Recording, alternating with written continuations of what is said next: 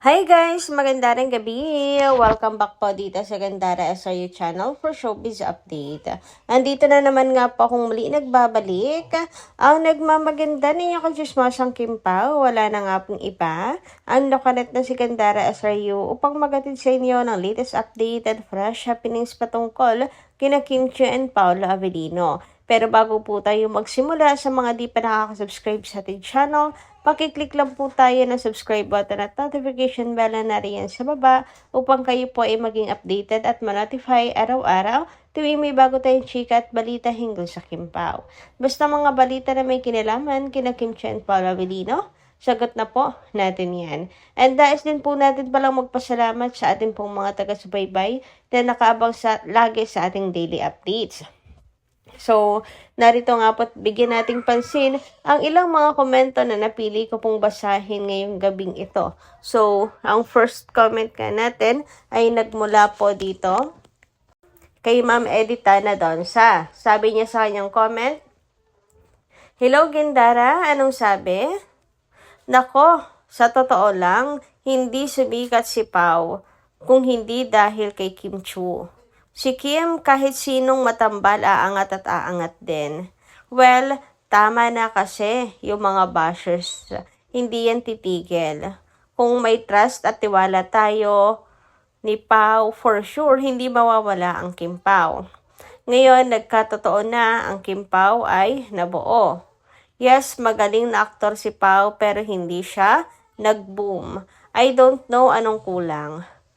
Pero pag sila ni Kim at Pao ang nagkopol, grabe, maraming naiinggit. Kasi sa project ng Kim Pao, grabe, maraming humahanga.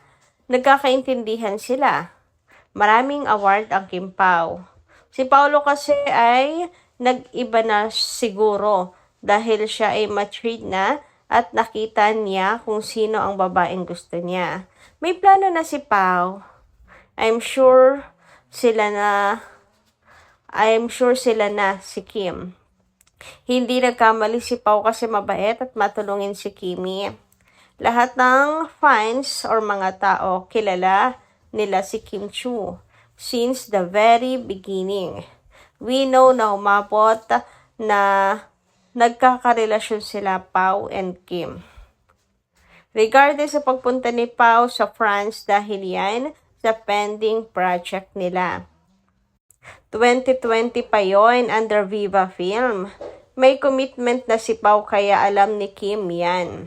Siyempre pinag-usapan nila para wala ng problema at tuloy na ang kanilang pangarap kung anong mga plano nila. Kaya please stop bashing Paolo. Hindi totoo na may pudin. Mga bashers lang nagsabi at gawa-gawa lang dahil lang hindi ang management ng Kim Pao ang nagsabi. Yes, we're in Kim Pao.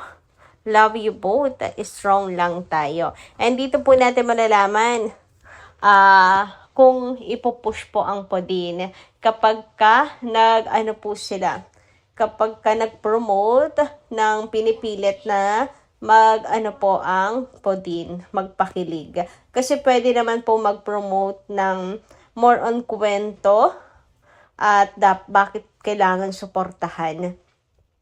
Tinatanong tungkol sa movie lang, hindi yung tatanungin pa yung chemistry both, ganyan. Although, kailangan yon pero mas kailangan kasi chemistry nila as nagkakasundo kung papaano po pagagandahin ang movie. Alam niyo yon. Anyway, ayun na nga, wag na natin masyadong pag-usapan dahil tayo naman po ay dapat mag-focus sa Kim Pao's project since hindi naman po namamatay ang Kim Pao. 'Di ba? Tuloy-tuloy lamang po ang Kim Pao. Kaya guys, wag kayong masyadong nega kung mayroon ng bagong project si Pao kasi dati pa nga po yan nakapending lang and wala na siguro sila makita ibang pagkakataon para gawin ito.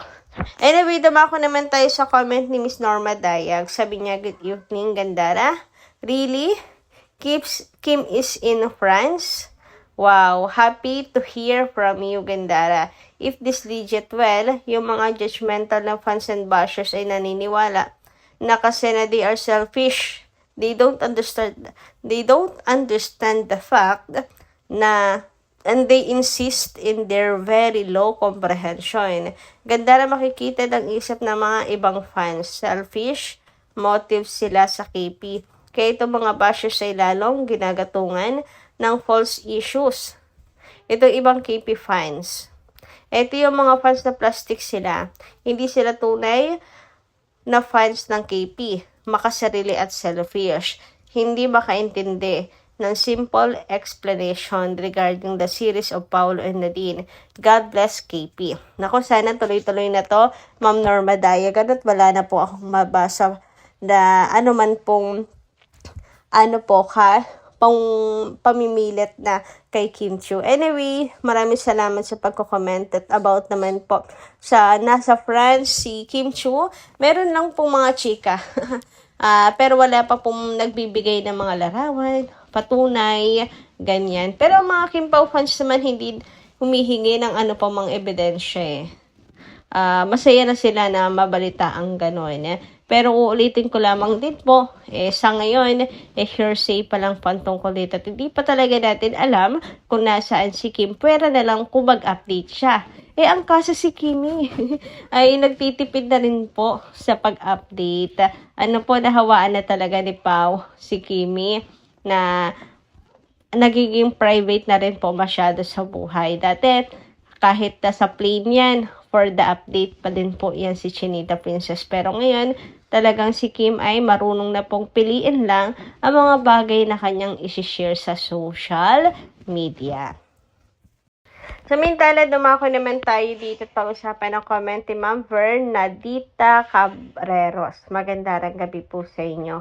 For me, ang babaw ng faith mo sa Kim Pao, being supporters understand the concept of movie world. Have faith, use your mind to analyze the situation. Sino kayang pinatutungkulan nitong si Madam Bernardita Cabreros? Para may nabasa rin kasi ako na hindi nga naiintindihan ang Kim Pao, lalo na si Paul Avellino. From Norma Dayag po ba or sino pa man? Anyway, gusto ko lamang din pong anuhin po lahat ng KP fans na gising kasi yung motive kasi ng mga bashers ay unti-unti nasasakatuparan. Katulad niyan, may ilan po mga KP na nagdududa na kina Kim and Paolo at nawawala ng gana. Ayan, yun lang yung paalala po natin. Pero hindi po ako nang babash sa inyo kasi syempre dapat tayo mga KP nagtutulungan po tayong lahat. Samantala, dumako naman po tayo ngayon dito sa mga nasagap nating balita ngayong gabing ito. At pag-usapan nga, unahin ang tungkol sa Kim Pao's World Tour ticket na kung saan ay grabe, sold out na nga po ang mga diamond seat. Grabe nga yun. So, post nga ni Karen Chua, how far #Kim Pao have come from a week ago.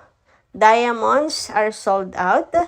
Though a little confused why there are still some yellows and blues left. So, ayan, napakagandang balita, na talagang mga diamond seat ay sold out na. Thank you so much po and sana maubos po natin lahat po ng mga tickets at suportahan po ang Kim Pao's World Tour. So, sa ngayon, yan po ang latest updates regarding sa Kim Pao's ticket. Love Kim Pao. And sa mga hindi pa po nakaka-avail, ayan, support po natin itong Kim Pao's World Tour. Samantala, dumako naman nga po tayo dito sa isa pang nasagap nating balita na for sure daw kung si Kim ay nasa France, paniguradong tataka si Paolo para puntahan si Kim. O kaya pag rest day, which is true naman, di ba? Kaya nga po sana, nasa France itong si Kimi. Sana doon nga po siya nagte-training. Pero tahimik pa rin po kasi hanggang sa ngayon, kaya wala po tayong clue. Pero sana magbigay man lang po sila ng hint. And ayun nga, natawa lang po ako. At the same time, kinilig din. Kasi hindi naman po malabong mangyari yon. Napuntahan po ni Pa si Kim Chiu sa training po nito. Grabe, 'di ba? May pagkapasaway din naman si Paolo. Naalala niyo nung minisign na taping po ata, basta shooting din po ng Kim Power taping 'yun na si Paolo po bigla pong tumakas talaga siya. Yes, tumakas. Tapos si Kim Chu ay maaga pong umuwi. Yes, may nag-post doon bigla daw nawala. Biglang naglaho pala si Paolo Avellino. Busy sila that time. Tapos bigla pong naglaho si Paolo Avellino. Kaya na po naisip ng mga fans talagang gumawa ng paraan yung dalawa para magkita. Hanggang ngayon nga, parang palaisipan pa rin sa mga fans bakit bigla naglaho itong si Paolo Avellino. Mayroong sasabing anniversary yon ng KP, etc. Ganyan. So, palagay ninyo. Pero, ayun nga, kung sakali mang nasa friends din, imposible rin naman si Kim na hindi po dadalaw kay Paolo Avellino.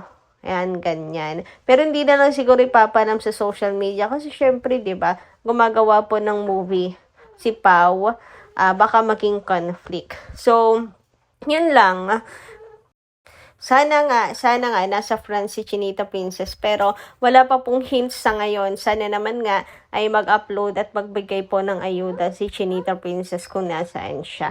Para mawala rin po yung pang-agam-agam po nung iba. Sana po ay safe siya. So, yun lang po muna ating update.